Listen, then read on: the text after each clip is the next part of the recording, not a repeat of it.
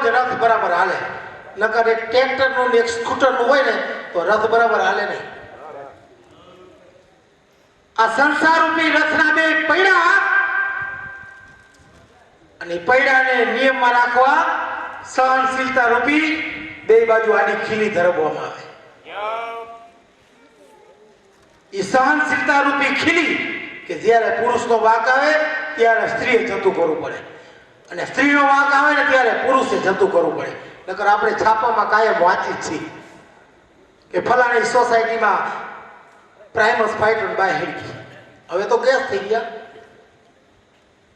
તઈ આપણને વિચાર આવે કે ઓલો હોટલ વાળા 2 પંપ લઈને મંડાણા. હોટલનું કોઈ દી પ્રાઇમસ ફાઇટો કોઈ દી ન ફાટે.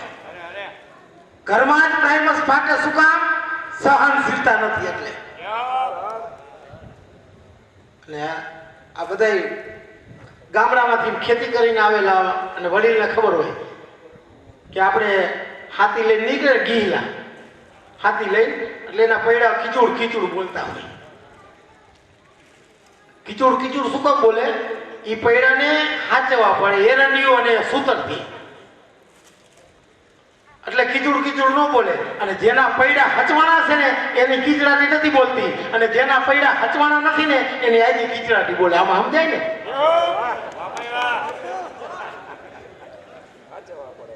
એટલે એ પૈડાને હાચવા પડે બાપા. આ ભવાઈમાં ઈ મજા છે. આધ્યાત્મિક ઉપર લઈ જાય ને આમાં એક એક શબ્દની બાપાએ કીધું ને એક એક શબ્દની કિંમત છે. એટલે સહનશીલતા રૂપી ખીલી એ ખીલી જ્યારે નીકળી જાય ને એ સંસાર રૂપી રથ થોડો હાલીને આમ અટકી જાય વિખૂટો પડી જાય. પછી જગત એની બુદ્ધિને શું કહેશે? ફિટકાર વરસાવશે. ધિક્કાર તો પછી આપની બુદ્ધિ માટે આ જગત શું કહેશે? શબ્દોની દીવાનો ચણી અને ઈંટોની ઇમારત ઊભી કરો છો. મારા જેવી કઈક વનિતાના મનસુબાને ભાંગી ભૂકો કરો છો. તો આપની બુદ્ધિ માટે આ જગત શું કહેશે? કવિરાજ, મેં તમારા કુંવરને પાણી ભરવા બોલાવ્યા છે. શું આવા શબ્દો સાંભળવા માટે મને બોલાવ્યા? હા, એટલા જ માટે. કાલે મારો ભાઈ મેડમ નાગમતી સાથે 4 મંગળ ફેરા ફરશે અને જો તમારામાં તાકાત હોય તો તમારા કુંવરને નાગમતી સાથે 4 મંગળ ફેરા ફેરવી લે. અરે સ્ત્રી ચરિત્ર 9 લાખ. કવિઓ સ્ત્રીના ચારિત્ર કેવા લખ્યા કે 9 લાખ. અને કેવા ચારિત્ર કરે કે દિવસની ડરતી હોય દોરડાથી, દિવસની ડરતી હોય દોરડાથી અને રાત્રે વસિયલની ફેર મરોડે. જે સ્ત્રી દિવસની દોરડાથી બીતી હોય એ જ સ્ત્રી એના પ્રેમીને કદાચ મધ્ય રાત્રિએ મળવા જવું હોય ને તો કાળોતરા નાગની ફેર ઉપર પગ મૂકતા ન અચકાય. દિવસની ડરતી હોય દોરડાથી અને રાત્રે વસિયલની ફેર મરોડે. કવિ તો ભેદ વિચારે કહે કે સ્ત્રી ચરિત્ર 9 લાખ કરે. સ્ત્રી ચારિત્રના પ્રભાવથી કદાચ કવિઓની રચેલી રચના એને તમે ભૂસી નાખશો પણ વિધાતાએ લેખા લે એમાં મેખ મારવાની ખુદ વિધાતામાં શક્તિ નથી. કવિરાજ, વારી તો આંખે ફેરાઈ ગઈ છતાં હજી ખરું લેવાની આશા રાખો છો. અને ફળ તો કોઈ બીજાના મુખમાં છે અને સ્વાદ તમારી જીભને મળશે એવી આશા રાખો છો. સપનામાં છો કે જાગો છો? જાગું છું. આ જગતે જાગે છે અને જગતનો રચનાની જાગે છે. પણ તમારા જેવા અભિમાની હોય ને એ આવા સપના જ સેવે છે. સપનું તો મારું સિદ્ધ થયું છે કવિરાજ. ડાયરામાં વાત ખુલ્લી પડી ગઈ છે કે ફુલેકાની આગળ હાલનાર ભેડાના હાથી નહીં પણ કુંવર નાગવાળા છે. મને શું જુઓ છો કુંવરદાસ? મર્યાદામાં બોલી દે મારા. પેલા ખાલી પાનની હેલ લઈ તારી બેનને પાવરું પાણી તો પા ને બિચારીની ક્યાંક આશા ભૂલી ગઈ છે. મને કાંઠાને બિચારી કહો છો? મારે ખબરદાર, કોની સામે શમશેર ઉપર છો? રાણી હરણદે. આપણી સામે. વિચાર કરો રાણી હરણદે કે જિંદગીમાં શિવની મર્યાદા જાળવનારો વાળો ના. જેની શિવ સામે શમશેર ઉપાસ તેની તમારી ચૂડીઓ વાળા નામના મરસિયા ગાંઠો. મેરામ સામે આવ હરીફ હોવું જ કહું.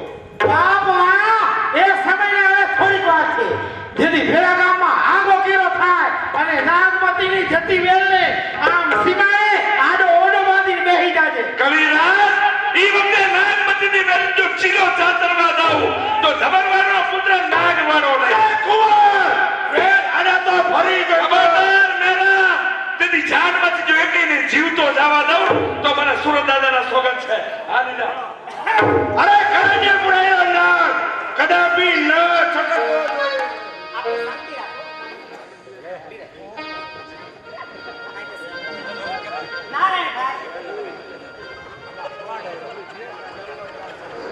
હવે સાંભળી જાઓ. રામ વરસ છે, નાનો ભાઈ તમને 500 રૂપિયા બક્ષિસ ના આવે છે અને ભેળીઓ બોલવાનો.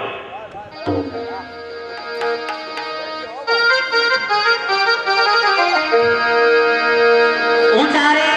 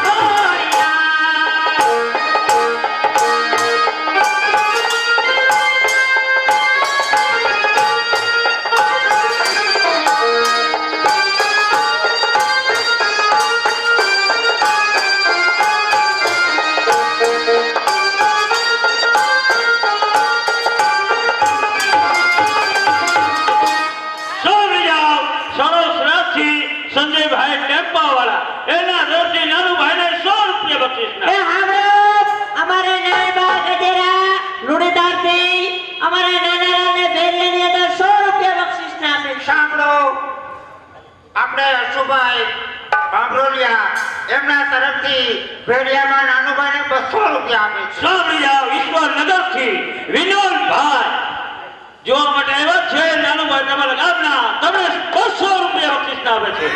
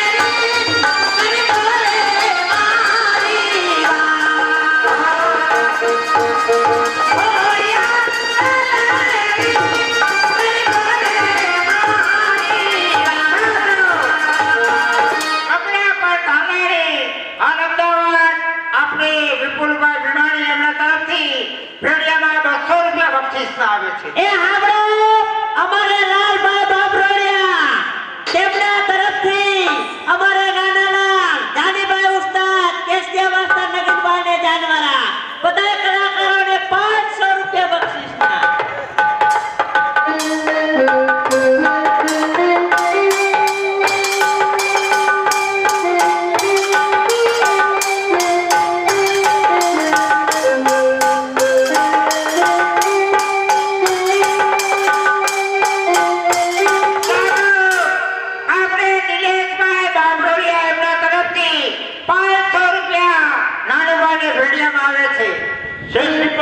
સંજીવભાઈ તરફથી નાનુભાઈને 100 રૂપિયા બક્ષિસ. સાંભળો, રમેશભાઈ તરફથી નાનુભાઈને ભેડિયામાં 100 રૂપિયા આવે છે.